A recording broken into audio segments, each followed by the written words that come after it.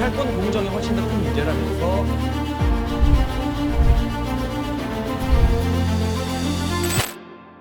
시사평론가 장예찬입니다. 오늘의 팩트.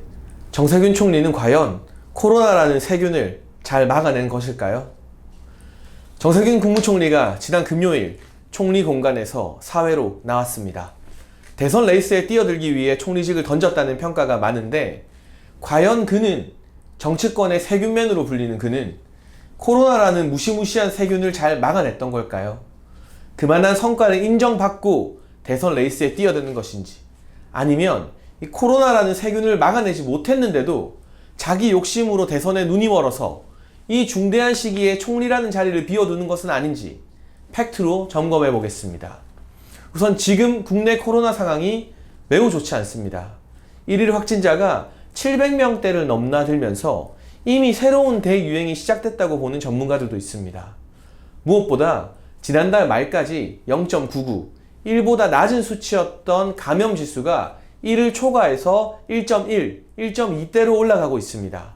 이게 무슨 말이냐? 한 명이 코로나에 확진되면 주위의 한 사람 이상에게 코로나가 더 퍼진다는 뜻입니다.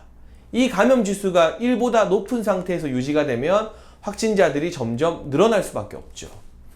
이처럼 중차대한 시기에 총리가 사라져버리면 다음 총리가 임명될 때까지 인사청문회 등의 기간을 거치는 동안 국내 행정부의 지휘부는 텅 빈 공백 상태가 되어버립니다. 물론 대통령도 있고 아래로는 질병관리청장도 있지만 전반적으로 행정부를 통솔하는 총리가 사라졌는데 과연 이전과 똑같을 수 있겠냐는 거죠. 아무리 대선 욕심이 있어도, 대권 레이스에 빨리 뛰어들고 싶어도 지금 같은 확진자 상황과 감염 지수가 확대되는 상황이었다면 그 자리를 더 지키면서 코로나가 진정 국면에 들 때까지 본인의 역할을 다해야 하는 것이 올바른 공직자의 자세가 아닌지 세균맨 정세균 총리에게 물어보고 싶습니다. 그리고 또 다른 많은 전문가들은 우리나라에서 코로나가 다시금 퍼지고 대유행이 된 책임을 바로 정세균 총리에게 묻고 있습니다. 지금은 가물가물하지만 지난해 2020년 4월 무렵에는 거의 2주 넘게 국내에서 자체적으로 발생하는 확진자는 많이 나타나지 않았고요. 해외 입국자 중에서 확진자들이 발견이 되었었죠. 그때 전문가들은 5월까지 조금만 더 거리두기를 연장하면서 이런 분위기를 꽉 잡아나간다면 국내 발생 확진자를 줄어뜨리고 이 상태 현상 유지를 상당히 오랫동안 할 수 있을지 모른다는 그런 조언을 했습니다. 하지만 그때 정세균 총리는 나도 이제 방역 전문가가 다 된 것 같다. K방역의 완성은 경제 살리기다. 생활 방역을 해야 한다면서 거리두기를 완화하는데요. 그때부터 해외에서 변종, 조금 어려운 이야기지만 GH형의 코로나 바이러스가 국내로 쏟아져 들어오기 시작하면서 새로운 대유행이 시작됐고, 지금 많이 퍼지고 있는 코로나들은 그때 해외에서 들어온, 그때 거리두기가 완화되면서 퍼졌던 GH형의 바이러스라고 합니다. 바이러스와 관련돼서, 백신과 관련돼서 가장 전문성을 인정받는 기자인 강양구 기자의 글에서 제가 포착해내는 팩트, 사실인 겁니다. 그리고 백신 수급 전쟁에서 우리나라가 뒤처진 데에 대한 책임도 행정부를 통솔하는 정세균 총리 탓을 안 할 수가 없습니다. 2020년 여름 많은 전문가들이 2차전은 백신이다, 하루빨리 다양한 백신을 확보해야 된다고 말했음에도 불구하고 우리 정부는 골든타임, 황금 같은 시간을 놓쳐버리고 맙니다. 그때 일시적으로 국내 확진자가 줄어들었고, 또 셀트리온의, 국내 기업이죠, 셀트리온의 코로나 치료제 개발에 지나치게 믿음을 가지고 매달린 나머지 해외에서 개발되고 있는 백신 수급에 미리미리 투자할 생각을 전혀 못했던 거죠. 물론 가장 큰 책임은 청와대와 문재인 대통령이 져야겠지만 정세균 총리가 직접 방역당국과 소통하는 방역의 총책임자로서 대통령이 올바른 판단을 내리도록 건의를 했어야 되는 게 아닐까요? 결국에는 아스트라제네카를 그나마 조금 더 확보하는 데 그쳤지만, 아스트라제네카 같은 경우는 전 세계에서 혈전과 관련된 부작용 사례들이 나오게 되면서 이걸 계속 접종해도 되는지 마는지 국가마다 기준도 달라지면서 많은 논란에 휩싸이고 있습니다. 또 우리나라가 확보하겠다고 확보한 얀센이라는 백신 또한 혈전 논란이 불거지면서 미국에서는 얀센을 접종하지 않는 접종 중단 사태가 일어났습니다. 그럼 여러분, 지금도 그렇게 많지 않은 아스트라제네카 화이자를 나눠서 접종하고 있는데 여기에 얀센을 들여왔을 때 미국이 접종하지 않는 백신을 우리가 접종할 수 있을까요? 거기에 대해서 많은 국민들이 불안감을 느끼지 않겠습니까? 현재까지 대한민국의 백신 접종률은 그야말로 처참한 지경입니다.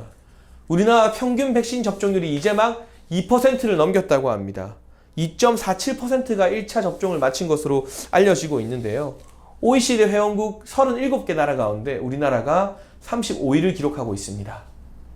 문재인 정부가 여러 수치에서 OECD 자랑하기를 참 좋아하는데 왜 OECD에서 37개국 중 35위, 거의 꼴찌 앞이라는 이 통계에 대해서는 제대로 된 답변을 하지 않고 침묵하는지 참 궁금합니다.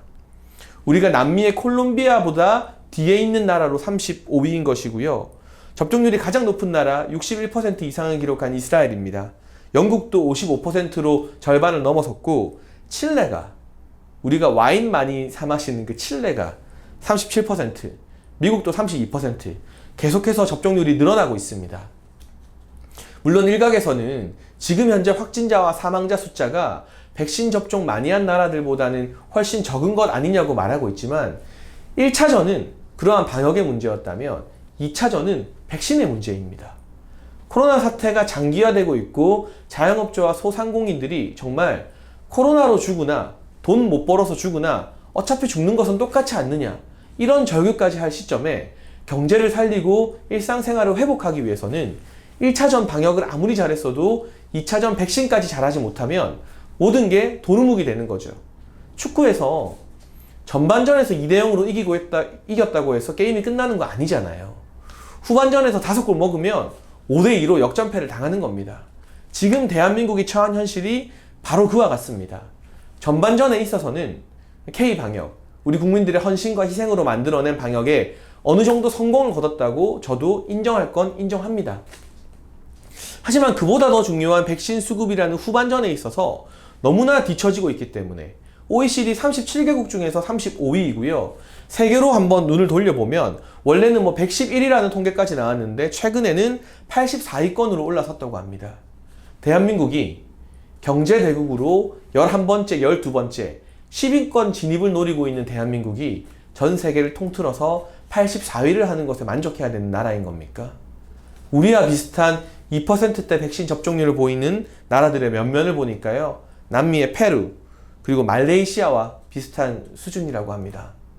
제가 그 나라를 폄하하는 것은 아니지만 주요 수치에서 대한민국이 콜롬비아나 페루, 말레이시아, 르완다, 방글라데시 이런 나라들과 나란히 서 있는 것을 여러분 보신 적 있습니까? 그런데 왜 유독 백신 접종과 관련해서는 그 나라들과 앞서거니 뒤서거니 하며 꼴찌 경쟁을 해야 하는 것일까요?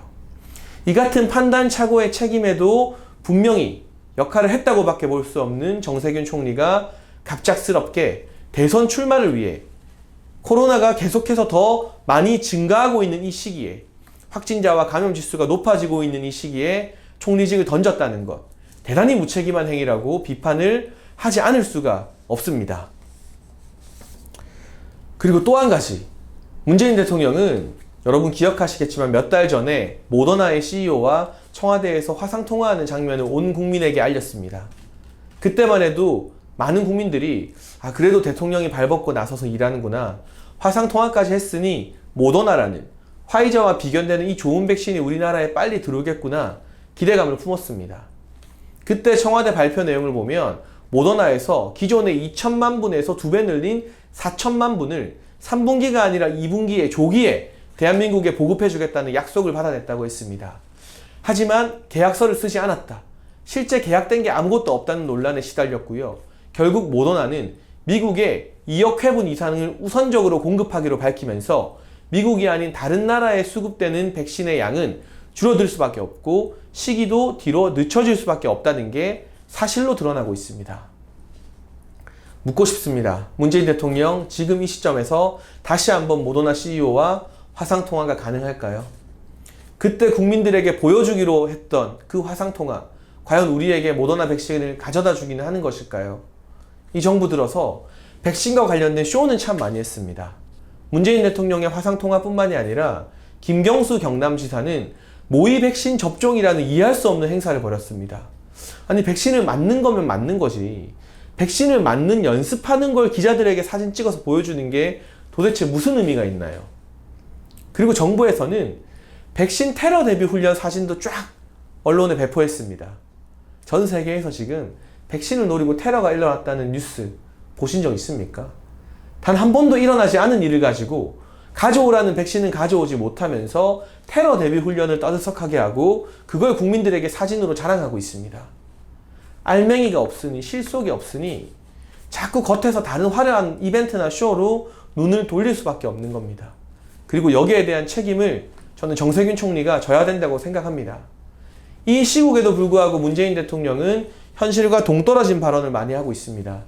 지난 12일 국무회의에서 문재인 대통령의 발언을 보면 다른 나라는 백신 수급의 불확실성이 커지고 있지만 우리나라는 다방면의 노력과 대비책으로 백신 수급의 불확실성을 현저하게 낮추고 있다고 자신한다. 이런 말을 했는데요.